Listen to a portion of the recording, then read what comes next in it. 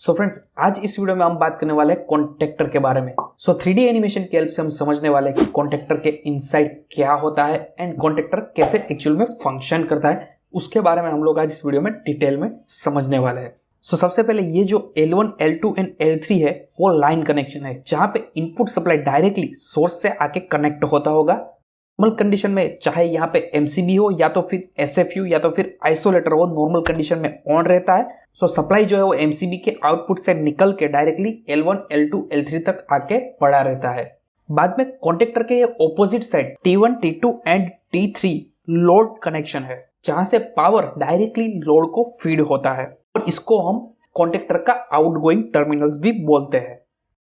अब ये जो A1 एंड A2 जो टर्मिनल है वो कॉन्टेक्टर की कोइल का टर्मिनल है, जो है वो कॉन्टेक्टर को कंट्रोल करने के लिए होता है, यानी कि कॉन्टेक्टर को पिकअप एंड ड्रॉप करवाना है, या तो फिर ऐसा भी बोल सकते हैं कि कॉन्टेक्टर को ऑन एंड ऑफ करना है तो हम ये A1 एंड A2 टर्मिनल की हेल्प से करेंगे। चलिए उसके बारे में बात करते हैं। सो फ्रेंड्स, सपोज ये जो कॉन्टेक्टर है उसका जो कंट्रोलिंग है वो 240 वोल्ट AC सिंगल फेज है। सो इसका मतलब गाइस ऐसा है कि A1 एंड A2 के बीच में हम फेज एंड न्यूट्रल डायरेक्टली ये कॉन्टेक्टर को देके तो एक कॉन्टेक्टर जो है पिकअप हो जाएगा, और जैसे ही हम ऑक्सिलरी सप्लाई A1 और A2 से निकाल लेंगे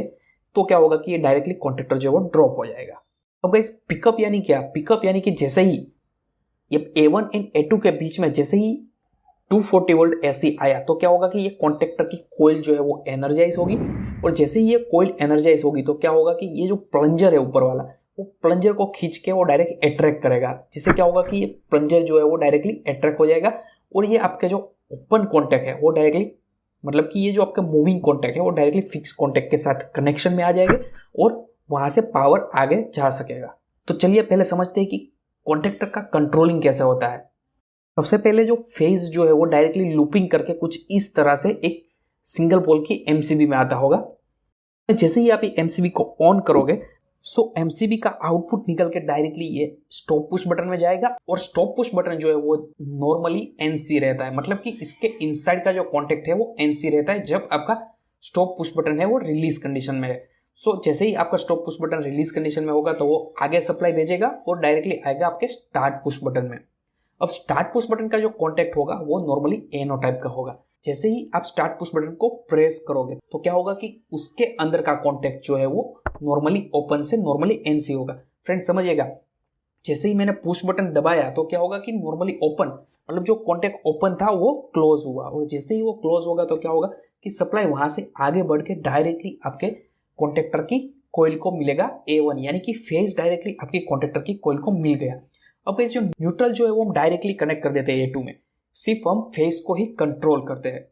सो अब जैसे ही न्यूट्रल तो डायरेक्ट मिल ही रहा था और आपने फेस को पहुंचा दिया थ्रू ये पुश बटन को प्रेस करके आपने फेस को यहाँ तक पहुंचा दिया, तो क्या होगा कि ये कॉन्टेक्टर की कोइल जो है एनर्जाइज होगी, मतलब कि कॉन्टेक्टर की कोइल को सप्लाई मिलेगा, और उसकी वजह से क्या होगा कि वो कोई मैग्नेटिक फील्ड प्रोड्यूस करेगा, और वो मैग्नेटिक फील्ड जो प्रोड्यूस हुआ है उसकी वजह से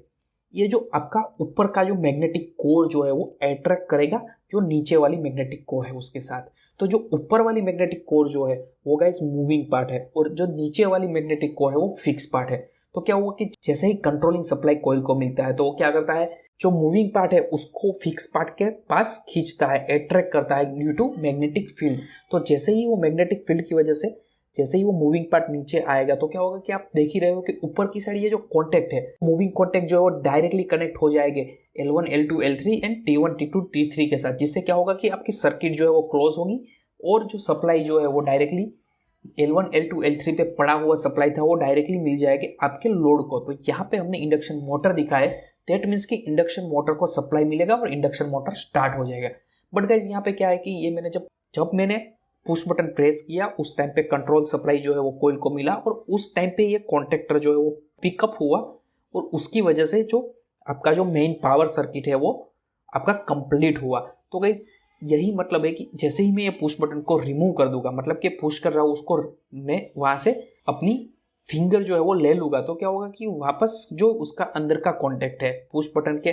मतलब कि स्टार्ट पुश बटन के अंदर का जो कॉन्टेक्ट है वो वापस नॉर्मली NO हो जाएगा, और सप्लाई जो है वो फेज जो है वो डिस्कनेक्ट हो जाएगा, और फेज डिस्कनेक्ट होने की वजह से क्या होगा कि ये जो कॉन्टेक्टर है उसकी कॉइल को सप्लाई मिलता हुआ बंद हो जाएगा, और सप्लाई जैसे ही मिलता हुआ बंद हो जाएगा तो क्या होगा कि वो वापस ये जो स्प्रिंग जो है, ये स्प्रिंग आप देखो, स्प्रिंग की टेंशन की वजह से वापस ये जो मूविंग पार्ट है वो ऊपर की तरफ मूव हो जाएगा। और जैसे ही ये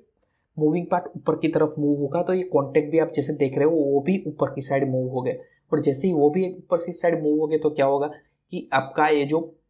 लोड एंड सोर्स जो है वो एक दूसरे से डिस्कनेक्ट हो जाएगा और आपके लोड को सप्लाई मिलना बंद हो जाएगा। तो कुछ इस तरह से कॉन्टेक्टर जो है वो पिकअप एंड ड्रॉप होता है। सो फ्रेंड्स, अब आपके माइंड में भी क्वेश्चन आया होगा कि हम तो जनरली फील्ड में डायरेक्टली मोटर स्टार्ट करते हैं, तो सिर्फ स्टार्ट पुश बटन को प्रेस करते हैं एक ही बार, उसको कंटिन्यूस प्रेस नहीं रखते। तो एक बार प्रेस करते हैं तो कंटिन्यूसली कॉन्टेक्टर कैसे पिकअप होता है, तो गाइस उसको बोला जाता है होल्डिंग कॉन्टैक्ट। ऐसे ही 3D एनिमेशन की हेल्प से आप समझना चाहते हो कि होल्डिंग कॉन्टैक्ट क्या है, तो प्लीज नीचे कमेंट सेक्शन में लिखो। अगर ज्यादा से ज्यादा लोग कमेंट करेंगे तो मैं उसके ऊपर भी वीडियो कुछ इस टाइप का 3D एनिमेशन का बनाऊंगा और आपको एक्सप्लेन करने की पूरी ट्राई करूंगा। सो गाइस, अगर वीडियो अच्छा लगा तो लाइक कर दीजिए। अभी तक आपने हमारा यूट्यूब चैनल सब्सक्राइब नहीं किया तो सब्सक्राइब कर लीजिए, क्योंकि ऐसे इंटरेस्टिंग टॉपिक हम आपके लिए लाते रहेंगे।